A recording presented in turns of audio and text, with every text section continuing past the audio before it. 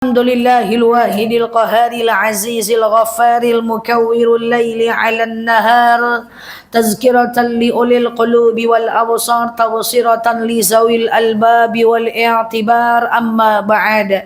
Ibu Ketua Majlis Ta'limi alhamdulillah telah memberikan irsadat taujihat kepada kita semuanya. Ibu-ibu yang saya sayangi karena Allah, alhamdulillah Allah hadirkan kita dalam majlis ini. Sebelum kita mulai kajian kita berdoa kepada Allah, semoga siapapun kita yang hadir dalam majlis ini, insya-Allah Allah sehatkan badan kita, Allah kuatkan jasad kita, Allah tambah ruh keimanan kita, Allah luaskan rezeki kita, Allah angkat segala masalah kita, Allah jauhkan kita dari orang-orang zalim, Allah matikan kita dalam keadaan husnul khatimah. Amin. Allahumma amin. Ibu-ibu semua sehat?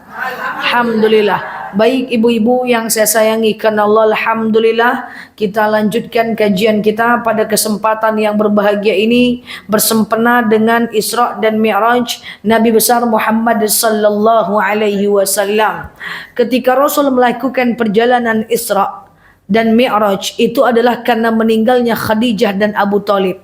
Jarak meninggalnya Khadijah dengan Abu Talib itu cuma 3 bulan. Meninggal Khadijah, 3 bulan setelah itu meninggallah Abu Talib. Saat itu Rasulullah langsung kabur ke negeri Taif.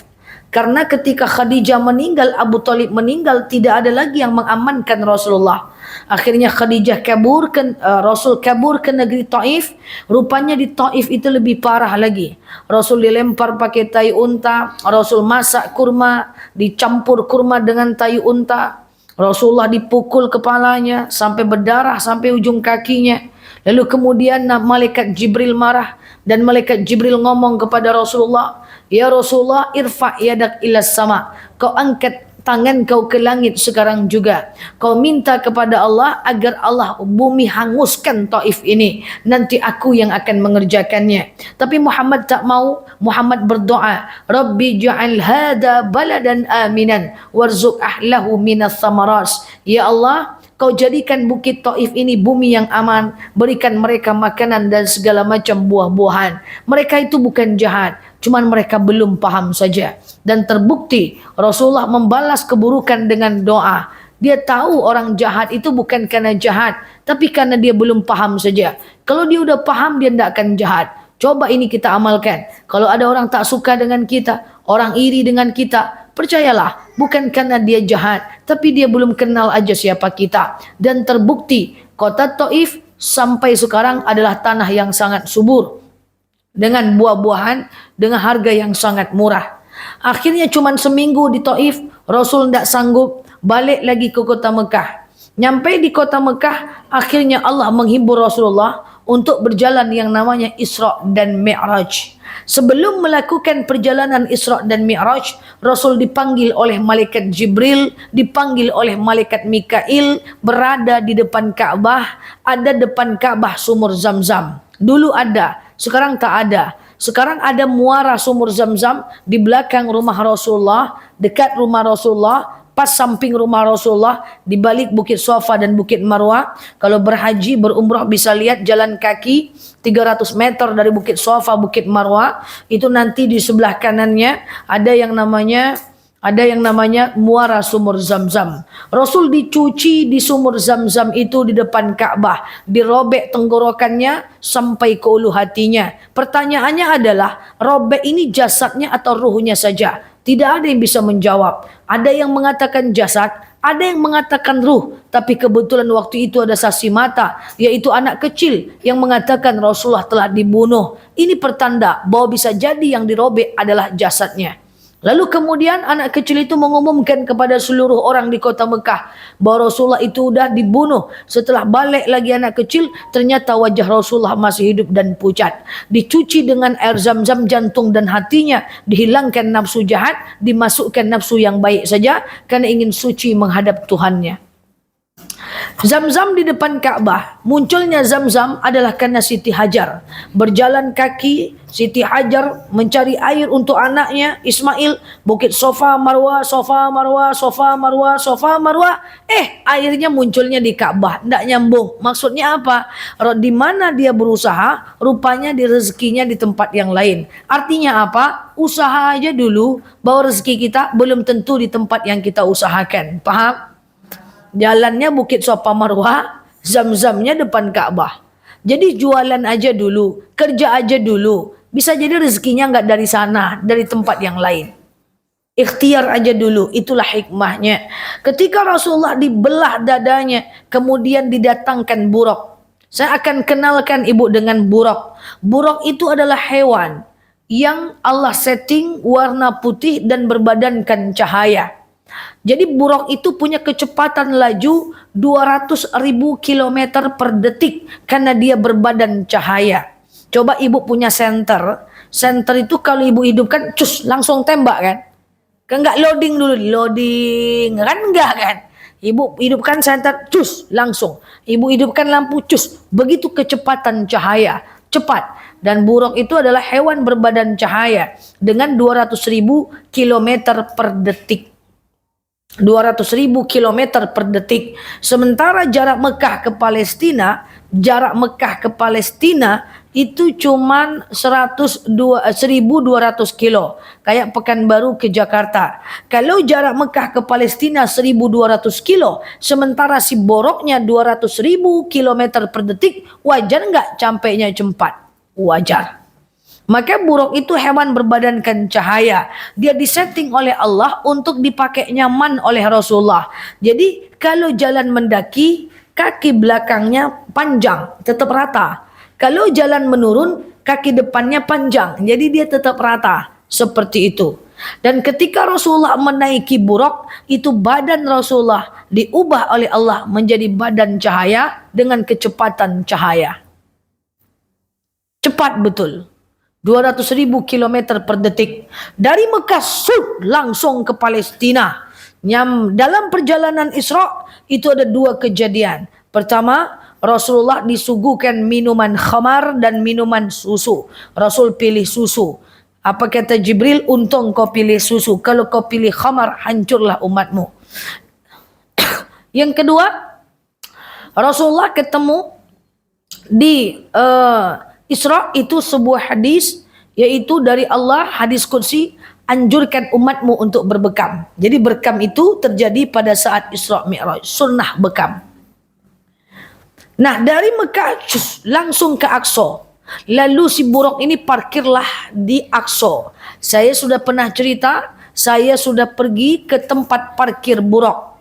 Itu di lingkungan Aqsa. Jadi buruk itu ada parkirnya.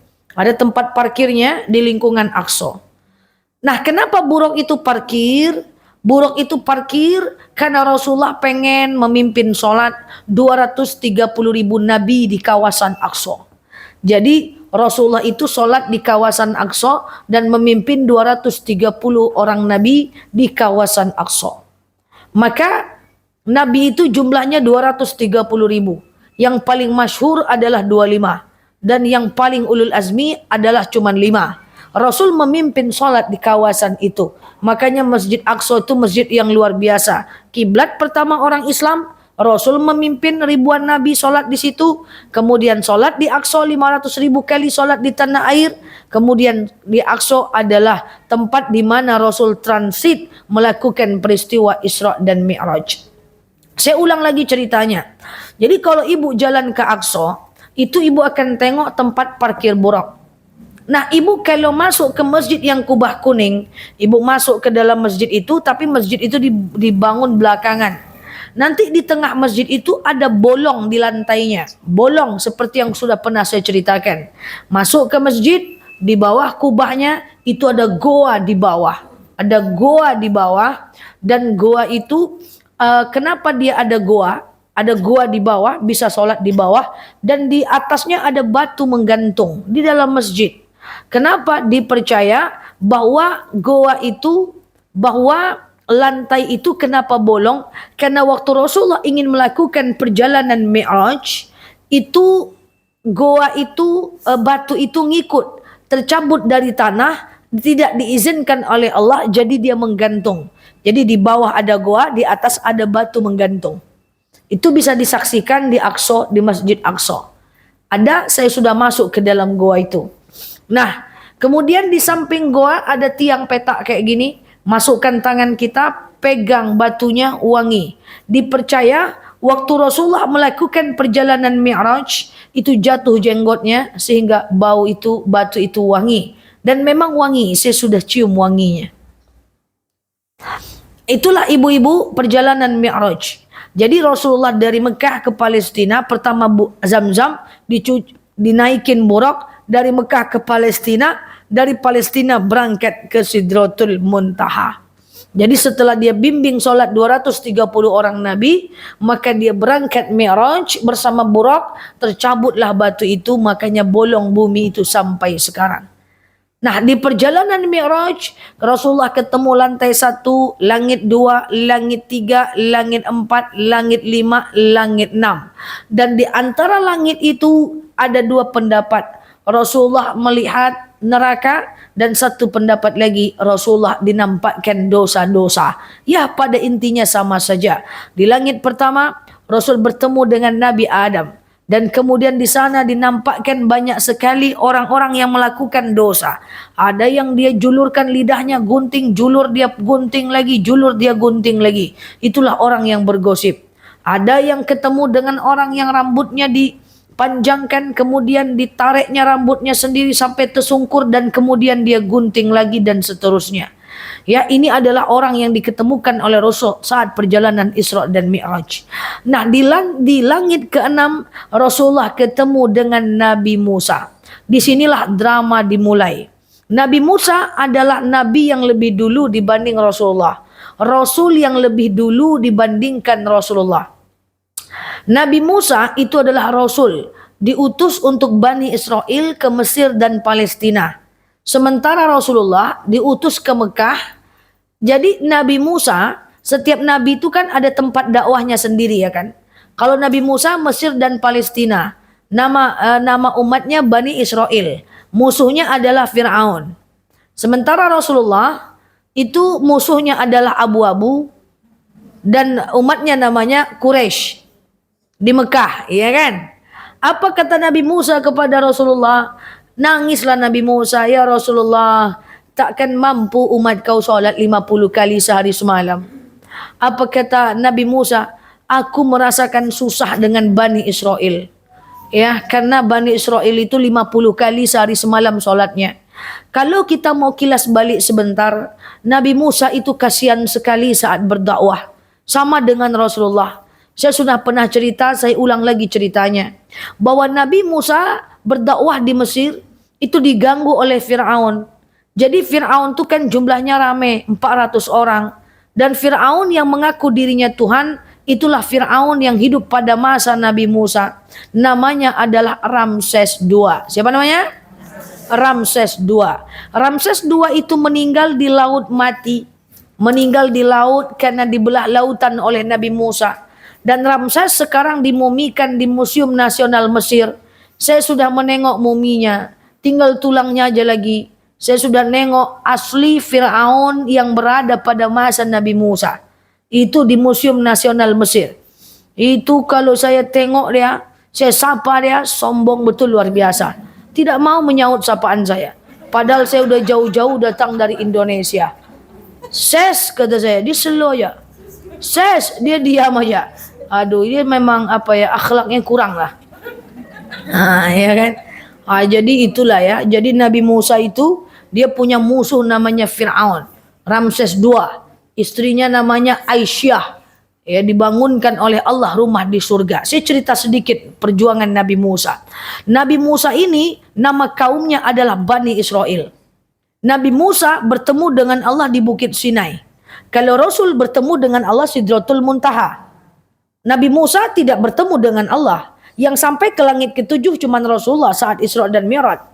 Nabi Musa itu cuma di langit ke-6 saja. Kalau Nabi Musa dia beda. Nabi Musa bertemu dengan Allah di Gunung Sinai, di Goa Musa. Saya sudah naik ke gunung itu 7 jam. Sakit badan. Saya sudah pernah menengok tempat di mana Nabi Musa bertemu dengan Allah Subhanahu wa taala. Saya sudah sampai ke lubangnya itu di Bukit Sinai. Jadi kan ceritanya Nabi Musa membawa umatnya. Nyampai di kaki Bukit Sinai, Nabi Musa bertemu dengan Nabi Harun. Nabi Harun itu saudara kandungnya Nabi Musa. Nabi Harun saudara kandungnya, kakaknya Nabi Musa. Apa kata Nabi Musa kepada Nabi Harun? Hei Harun, aku mau ke atas ketemu dengan Tuhanku ya Harun. Kau jaga umatku di bawah ini sampai aku turun. Dititiplah Bani Israel kepada Nabi Musa, kepada Nabi Harun.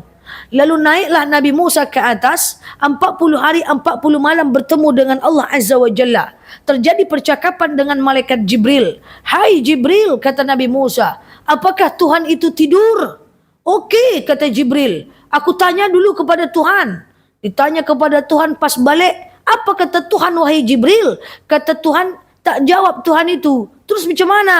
Engkau disuruh memegang bejana Nabi Musa. Kau pegang bejana ini berisi air, jangan kau lepas sampai ada perintah untuk melepas. Dipeganglah oleh Nabi Musa. Siang malam pegang, siang malam pegang. Sudah ada perintah Jibril, belum ada lagi besti, katanya. Itu macam mana ini? Pegang aja terus. Pegang terus oleh Nabi Musa. Pegang. Dan lama setelah itu Nabi Musa tertidur. Karena pegang terus, ngantuk. Tumpahlah bejana itu. Bertanya ini Nabi Musa, macam mana nih Jibril? Tumpah ini Jibril. Itulah ibarat kalau Tuhan tidur, hancurlah dunia ini semuanya. Jadi Allah menjawab memakai hikmah. La ta'khuzuhu sinatu wala naum. Dia tak tidur, tak lupa. Jadi 40 hari bertemu dengan Allah Azza wa Jal. Pas turun, ditengoknya Nabi Harun. Rupanya Nabi Harun sudah meninggal. Dan umatnya sudah murtad lagi. Begitu susahnya Nabi Musa. Susah betul. Makanya Nabi Harun makamnya di kaki Gunung Sinai.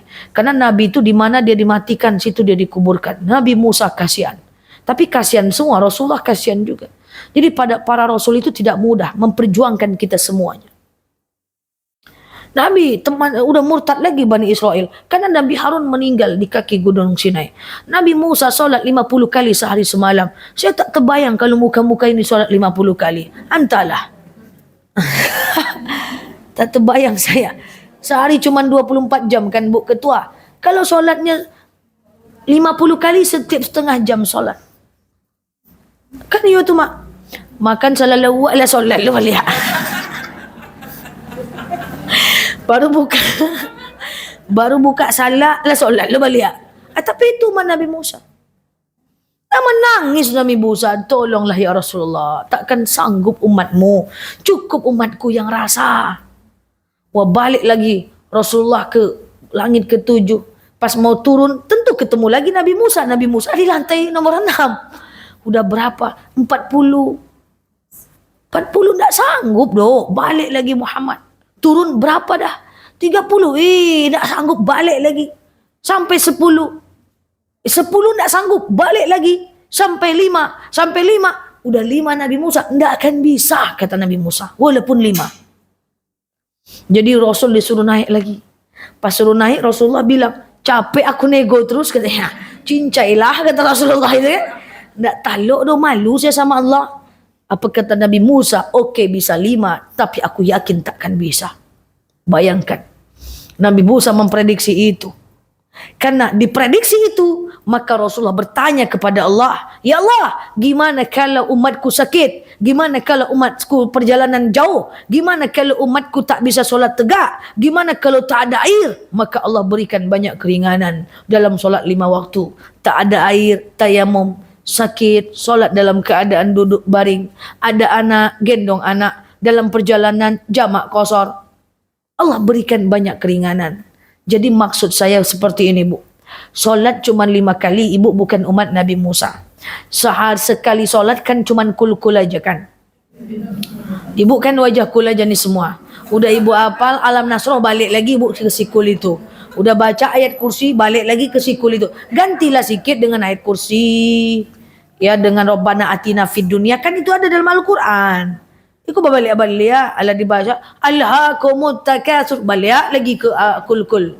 Idza jaa nasrullahi wal fath, balik lagi kul. Ini wajah kul macam ini lah modelnya ya. Ya kan. Jadi kalau cuman kul itu kan cuma 5 menit aja tuh. Nah, kali 5 kali sholat kan 25 menit. Ya, kali sehari sehari 25 menit. Sementara sehari itu 24 jam. Cuman 1% saja. Allah itu sportif. Segala yang Allah wajibkan pasti Allah ringankan. Tidak bisa sholat tegak, duduk. Tidak bisa duduk, baring. Jauh jamak, nggak ada air, tayamum. Ada anak, gendong anaknya. Tak tahu arah kiblat dalam bis, di mana arah mobil, di situ arah kiblat. Allah itu sportif. Setiap yang Allah wajibkan pasti Allah mudahkan. Maka ibu-ibu, wajar nggak orang yang sudah diberikan kewajiban udah diringankan pula, maka kemudian kalau nggak hafal, lupa rakaat, sujud sahwi, tak usah diulang. Gampang betul kan? Gampang betul.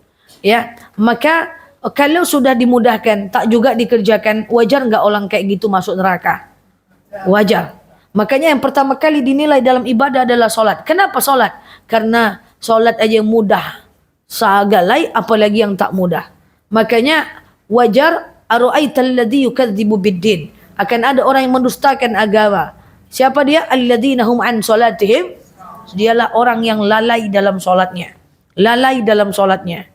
Lalai itu gimana maksudnya? Lalai itu adalah ketika dia berbenturan dengan yang mubah. Kalau dia berbenturan dengan yang wajib nggak apa-apa. Ibu baru mau sholat, Allah, datang tamu. Assalamualaikum, sambut tamu dulu. Nggak apa-apa, karena tamu juga wajib. Ibu baru ngambil wudhu, tahu-tahu suaminya bilang, pijitkan dulu ma. Boleh ditunda, karena memenuhi suami juga wajib. Ibu lagi mau sholat, anak menangis, boleh ditunda. Ibu lagi mau sholat, ibu lagi belajar mengajar, terdengar suara azan, boleh ditunda. Kalau ditundanya dengan yang wajib, boleh. Itu nggak lalai namanya. Ibu lagi majelis taklim, terlambat sholatnya, itu nggak ada masalah. Karena itu adalah wajib juga. Yang tak boleh itulah menunda karena godok bagulo. Lagi masak peyek, lagi masak kue bawang, ditunda sholatnya, itulah lalai, mendustakan agama. Maka keimanan seseorang itu kalau kita pergi umrah, bukan saat berumrah, tapi keimanan seseorang diukur saat di tanah air. Kalau di umrah semua orang sholat, di tanah air belum tentu, betul? Mabuk dia di sini, minuman keras dia, umrah tuh rajin juga dia. Tapi keimanan seseorang diukur saat dia di tanah air. Dan keimanan seorang anak muda diukur dari sholat subuhnya. Jadi cari calon menantu yang subuh itu sholat. Kalau orang sholat subuh, biasanya dia akan sholat yang lainnya. Kemarin ada yang nanya sama saya, Ustazah, alhamdulillah saya dapat menantu. Menantu cemana? Rajin sholat Jumat. Sholat Jumat. Saking susahnya orang sholat Jumat. Sholat Jumat pun bangga dia. Saking susahnya laki-laki soleh zaman sekarang. Bayangkan. Jadi kalau mau nengok, sholat Jumat aja. 5 waktu tidak dong. Dia tidak ada lawan daripada surang cak sholat Jumat aja. Jadi kalau menengok calon menantu, pergi pindah masjid, kira-kira yang bujang intip. Yang subuh dia, itulah yang soleh. Itu dia. Maka menengok keimanan kita, nengok saat subuh. Oke? Udah segitu aja lah dulu ya. Udah 5:30 dah. Biar rindu sama saya panjang kali tak pula paham nanti. Jadi itulah inti perjalanan Isra dan Mi'raj ya. Semoga anak keturunan kita menjadi anak keturunan yang soleh-soleh. Allah ala hazihi niyah. Al-Fatihah.